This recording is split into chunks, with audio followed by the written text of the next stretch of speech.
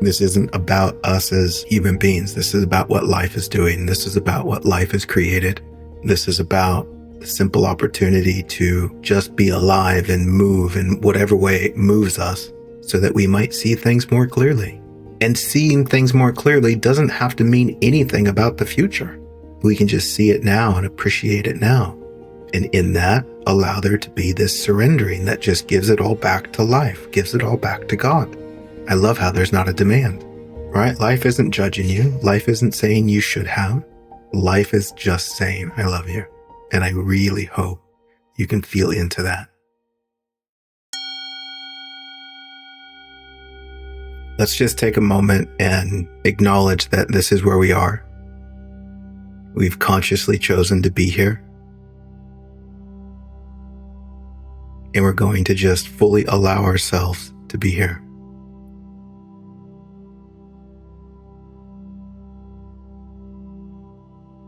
Let's just breathe into that.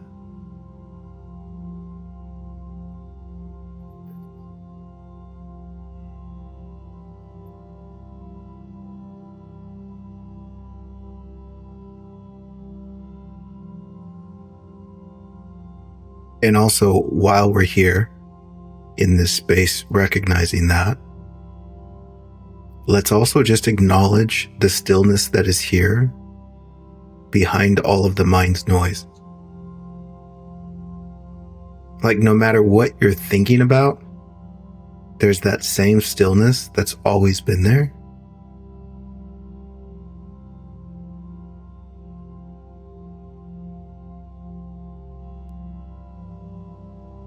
This stillness is a space that just allows everything to be what it is. It's always been that way. In this space, there's no argument with anything that might arise or anything that might fall away. Everything is just allowed.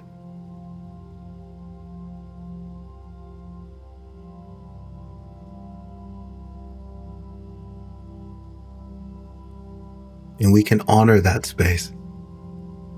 We can honor the magnitude of this, that, oh my goodness, no matter how lost I get in the mind, no matter the 10,000 things I can think about, this space or this presence that holds it all remains untouched by everything.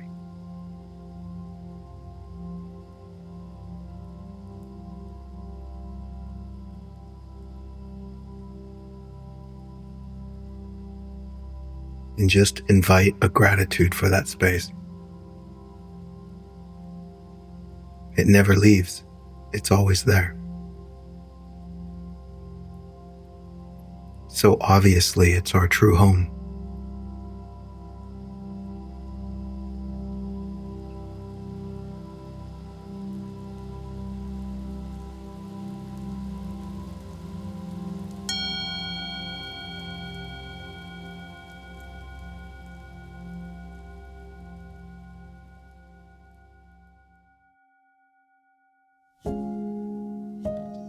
And this is a great little segue to what I want to speak on briefly.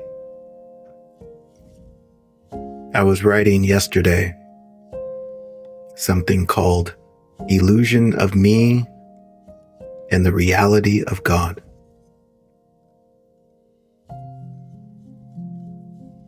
And I found it so funny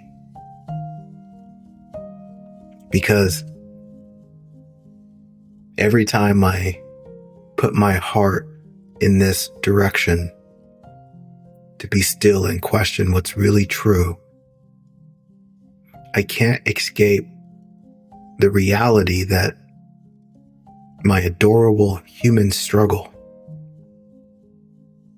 is so intent on believing in the reality of me.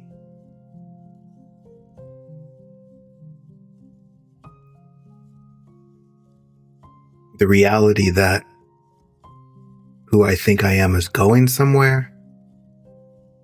The reality that I have something that can be lost. The reality that things are personal. the reality that I think I know how life should be moving. And it becomes absurd. It becomes absurd because when I look at this reality of me, I can't find much reality in it other than my thinking about it. And this isn't in any way to judge that. It's to be fascinated. Can we recognize that? And of course, I can only speak about myself, but it appears that we seem to be having a very similar experience. That in all the noise I get caught up in, every tiny tension that might arise, somehow it revolves around me protecting an idea of myself. Revolves around me being afraid of not getting what I want or what I think I need.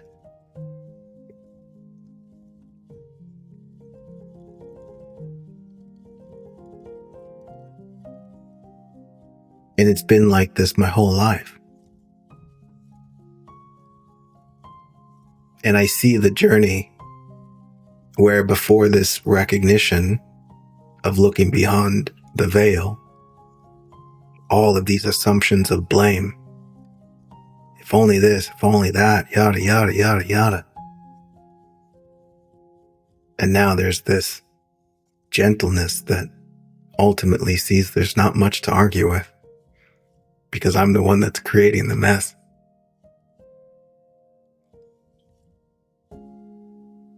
I'm the one that's taking things personally that aren't really personal. I'm the one that's believing that I'm missing something when really I'm not.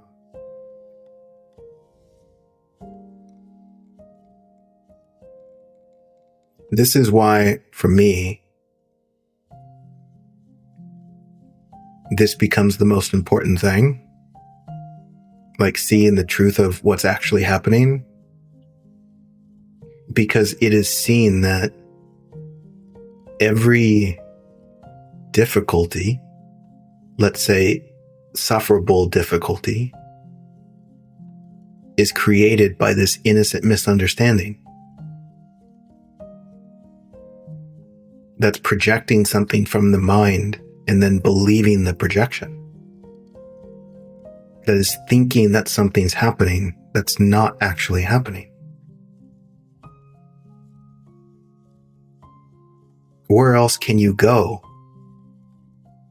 other than to see things more clearly? All of the answers of yesterday were about gaining control over something. Trying to make other people how I wanted them to be. And all of this went nowhere, of course.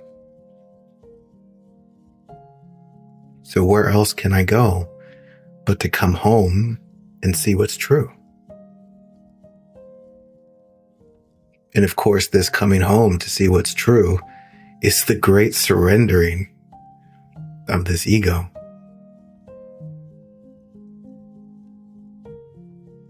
And again, not in any judgmental way, not in any sort of argumentative way, but just a gentle seeing that sees a little bit of what's actually true here.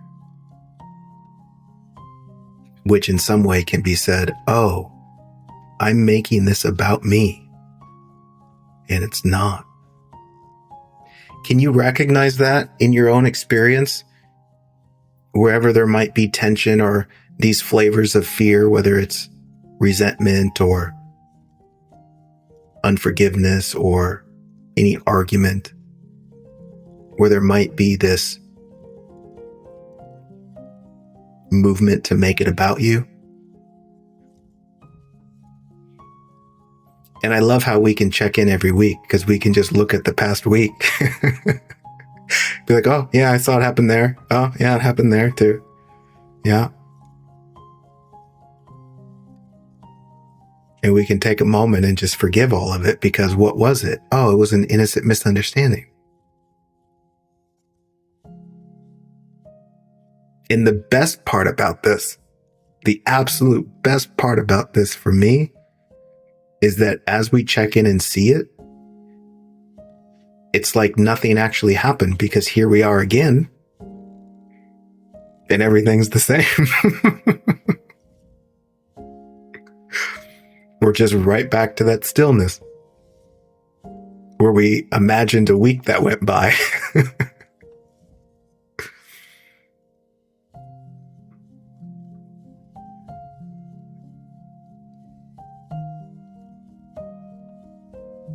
And so that's what this space is for me. And I know a lot of you guys, it's what it is for you too, to just take a moment and forgive it all. To gently, beautifully, and humbly get off of our imaginary high horse and realize that life is utterly beautiful. And we don't need to be better than anyone else. We don't need to be right. We can just love everyone and everything as they are. At least we see that that option is available.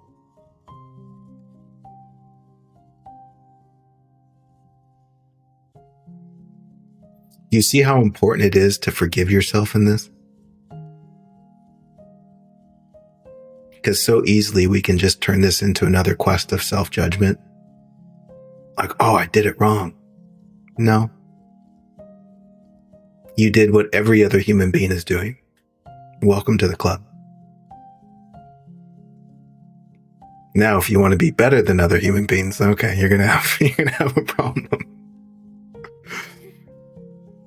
But if we can just see the beautiful equality that this isn't about us as human beings. This is about what life is doing. This is about what life has created. This is about the simple opportunity to just be alive and move in whatever way it moves us, so that we might see things more clearly. And seeing things more clearly doesn't have to mean anything about the future. We can just see it now and appreciate it now. And in that, allow there to be this surrendering that just gives it all back to life, gives it all back to God.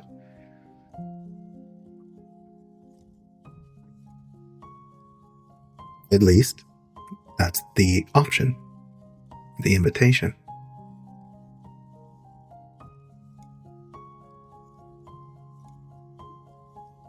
I love how there's not a demand. And see that. Right? Life isn't judging you. Life isn't saying you should have. Life is just saying, I love you. And I really hope you can feel into that.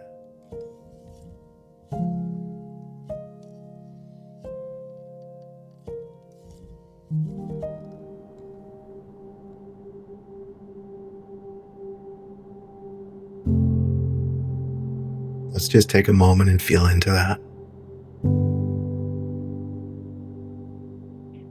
Feel that there isn't any judgment there. There isn't any should have.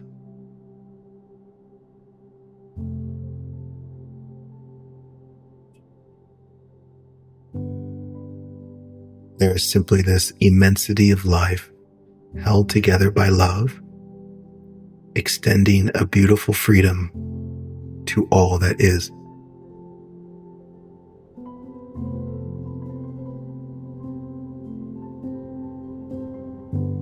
The rain is allowed to rain.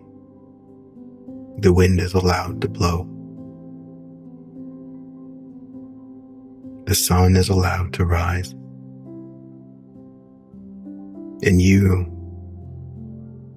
are unquestionably allowed to have your human experience.